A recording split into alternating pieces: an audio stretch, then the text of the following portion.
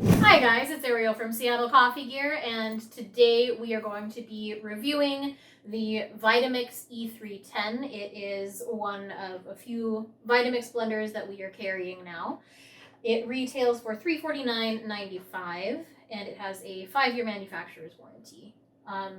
It's their base model and it has 10 blender settings that you engage when you push this button up. This is for continuous. And it also has a pulse button for if you're pureeing something or crushing ice. That. It has a 48-ounce capacity blender pitcher with really high-quality steel blades. They're not going to go dull. So a few things of note: be careful if you're ever cleaning it because they are extremely sharp and you could very seriously injure yourself.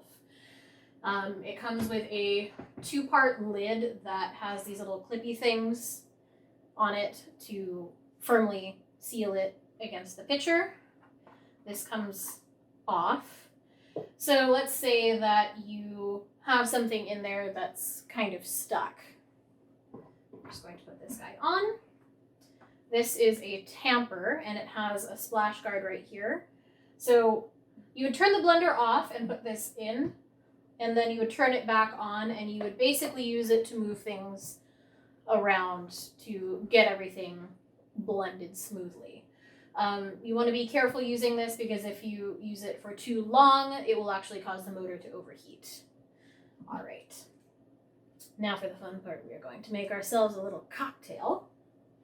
And tonight we are making a Floral Gin and Tonic. So what I have done is we do actually carry tea. And this is an herbal tea from Stephen Smith Tea Maker. It is meadow.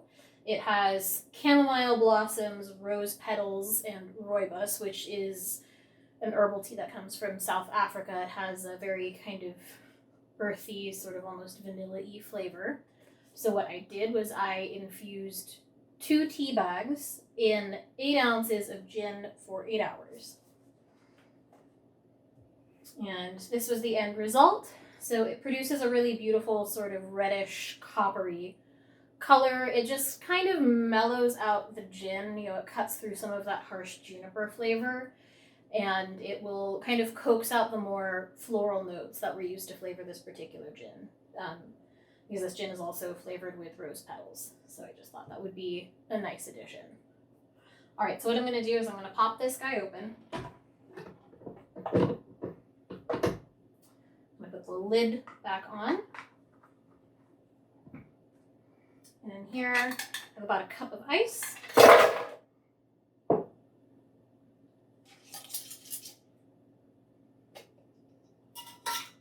We're going to add 2 ounces of our infused gin.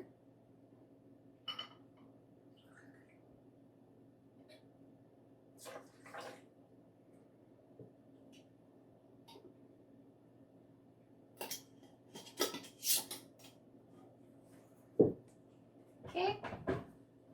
I'm going to go ahead and make sure that this is sealed, and I'm just going to go ahead and give this a go.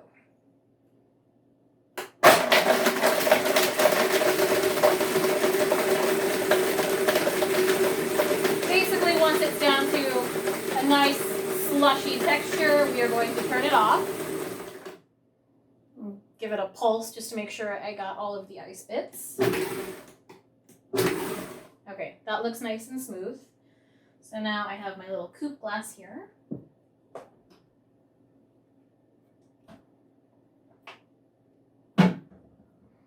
And I'm just going to go ahead and pour this in.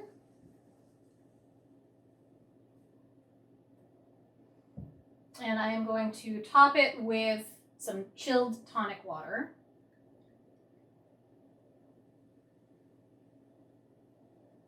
Beautiful.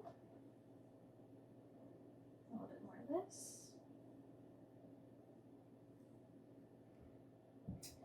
And here I just have some edible flowers. So these are some freshly picked rose petals from the garden and lavender flowers. You can also get edible flowers in the herb section of your local grocery store. So pretty much whatever you can find. You can garnish it with a sprig of fresh rosemary, or basil if you like something a little bit more herbaceous.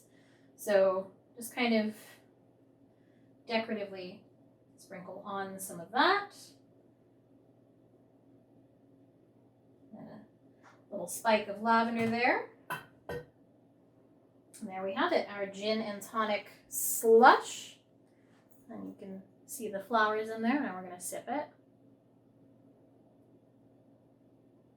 Ooh, that is lovely. It's floral. The tea mellows it out. The chamomile just kind of makes the gin a little bit more gentle, I think you could say. This is a really good drink, super easy to make. You know, it doesn't take long to infuse gin at all, just 8 hours really. And you pop the tea bags out and make sure everything is chilled before you get to blending. All right, well, thank you for joining me with this crew review. Don't forget to hit like and subscribe and leave a comment below. Cheers!